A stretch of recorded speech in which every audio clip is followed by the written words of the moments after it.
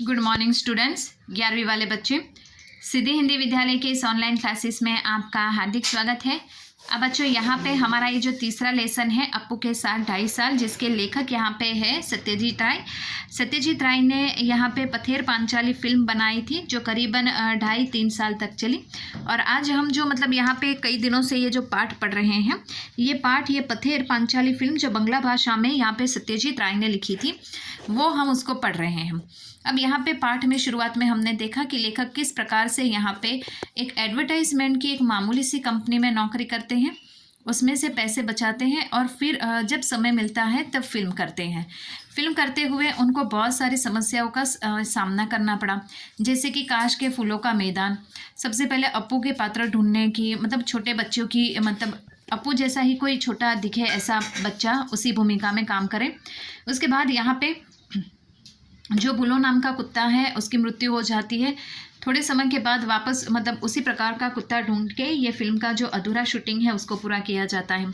उसके बाद यहाँ पे श्रीनिवास नाम का ये जो मिठाई वाला इंसान होता है उसकी मृत्यु हो जाती है और उसके स्थान पर दूसरा ही ऐसा, अब दिखने वाला इंसान तो नहीं मिलेगा, लेकिन उसकी जो वेशभूषा के आधार पे एक इंसान को ढूंढ लिया जाता है और यहाँ पे फिल्म का जो अधूरा शूटिंग बाकी होता है उसको पूरा किया जाता है। तो बच्चों, यहाँ तक करीबन हमने बात की थी। अब यहाँ से थोड़ा और आगे बढ़ते हैं। श्रीनिवास के सीन में ही एक शॉट के वक्त हम बिल्कुल तंग आ गए थे, और वह भी उस भूलो कुत्ते की वजह से। छोटे से पुकर के पास मिठाई वाला खड़ा है और इस पार अपने इस घर के पास अप्पू दुर्गा मिठाई वाले की और ललचाई नज़रों से देख रहे हैं। क्यों मिठाई खरीदेंगे? मिठाई वाले के इस सवाल का वे ना में जवाब देते हैं। तब मिठाई वाला मुखर्जी के घर की ओर जाने लगता है। दुर्गा अप्पू से कहती है, अब यहाँ पे कुछ वापस ये फिल्म के दृश्यों में बच्चों कुछ होने वाला है, हम उसकी चर्चा यहाँ पे कर रहे हैं। चल हम भी जाएंगे। भाई बहन दौड़ने लगते हैं और उसी समय पीछे झुरमुट में बैठा भूलो कुत्ता भी छलांग लगाकर उनके साथ दौड़ने लगता है। हमें ऐसा सीन लेना था, लेकिन मुश्किल यह थी कि यह कुत्ता कोई हॉलीवुड का सिखाया हुआ कुत्ता नहीं था, इसलिए यह बताना मुश्किल था कि वह अप्पू दुर्गा के साथ भागता जाएगा या नहीं। कुत्ते के मालिक से हमने कहा था, अप्पू दुर्गा जब भागने लगे तब तुम अपने कुत्ते को उन दोनों के पीछे भगाने के लिए कहना। लेकिन शूटिंग के वक्त दिखाई दिया कि वह कुत्ता मालिक की आज्ञा का पालन नहीं कर रहा है। इधर हमारा कैमरा चालू ही था, कीमती फिल्म जाया हो रही थी और मुझे बार बार चिल्लाना पड़ रहा था, कट कट। और यह धीरज रखने के सिवा दूसरे उपाय नहीं था। अगर कुत्ता बच्चों के पीछे दौड़ता तो ही वह उनका पालतू कुत्ता लग सकता था।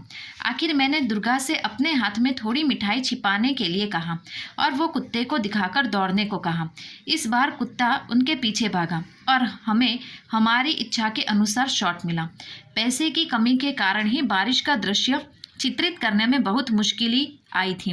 बरसात के दिन आए और गए, लेकिन हमारे पास पैसे नहीं थे, इसी कारण शूटिंग बंद थी। आखिर जब हाथ में पैसे आए तब अक्टूबर का महीना शुरू हुआ था। अब बच्चों, यहाँ पे ये चित्र दिखाई देता है। हमने करीबन 1 पन्ना जितना यहाँ पे पढ़ा। उसमें कौन सी बात है कि ये बात बताई गई है कि यहाँ पे जो अप्पू और दुर्गा है, फिल्म का दृश्य अब उसमें क्या है कि श्रीनिवास नाम का यहाँ पे जो मिठाई बेचने वाला इंसान है, ये मिठाई बेचने वाला इंसान कहाँ पे खड़ा है? मुखर्जी के घर के पास, जो पैसे वाला धनिक इंसान है। अब यहाँ पे जो मिठाई वाला है, ये मिठाई वाला अप्पू और दुर्गा को देखता है और उनसे पूछता है, मिठाई खरीदोगे? अप्पू और दुर्गा गरीब हैं, उनके पास पैसे नहीं है, तो वो मना कर देते हैं। आखिरकार यहाँ पे अप्पू और दुर्गा जो होते हैं वो मना कर देते हैं मिठाई खरीदने से, क्योंकि उनके पास पैसे नहीं थे। आखिरकार यहाँ पे होता है ऐसा कि फिल्म में ये दृश्य लेना था कि अप्पू और दुर्गा वहाँ से भागते हैं और कुत्ता भी जो झुरमुट अर्थात जो झाड़ियाँ जैसी होती है उसमें छिपा हुआ रहता है और वो भी उनके पीछे भागता है।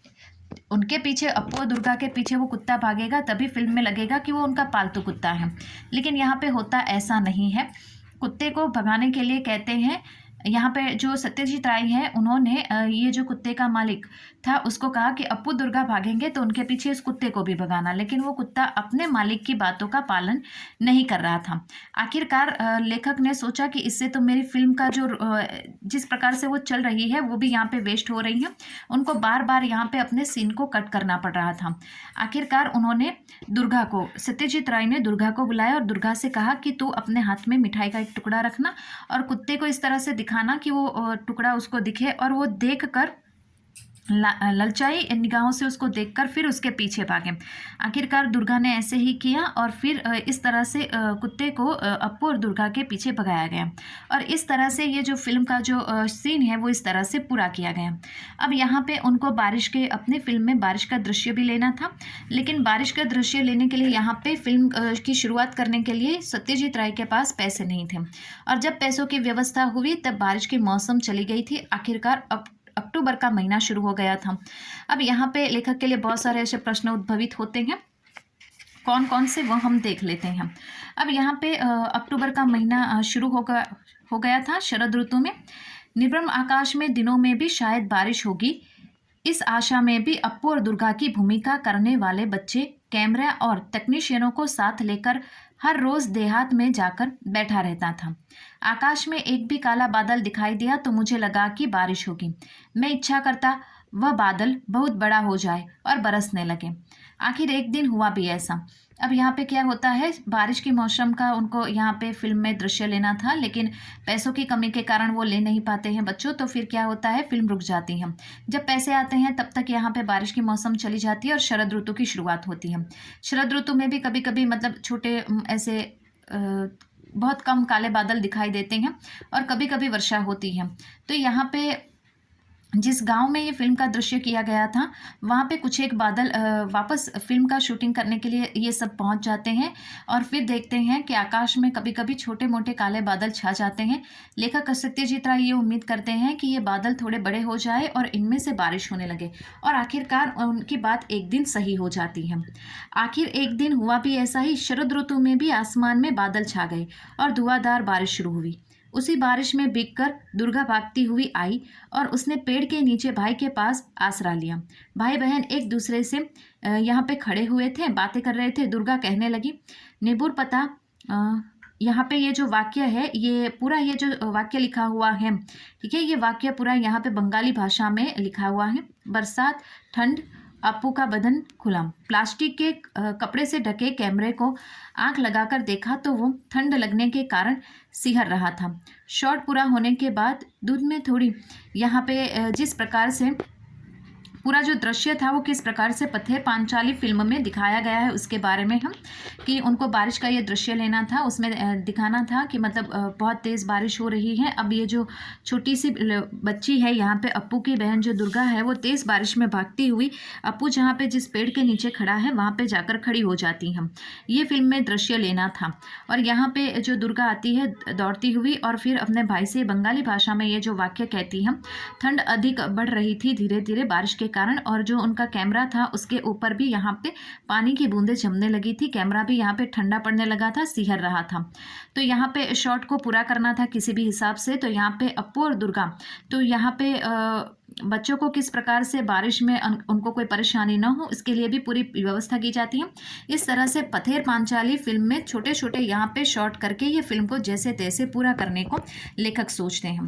तो बच्चों, आज की इस वीडियो में हम यहाँ तक देखते हैं। नेक्स्ट वाले वीडियो में हम देखेंगे कि पथेर पांचाली फिल्म में ऐसे कौन कौन से दृश्य लिए गए हैं और लेखक को ये फिल्म बनाते बनाते कितने साल हुए, किस प्रकार से उनको समस्याएं यहाँ पे झेलनी पड़ी। तब तक के लिए यहाँ पे रुकते हैं। Thank you.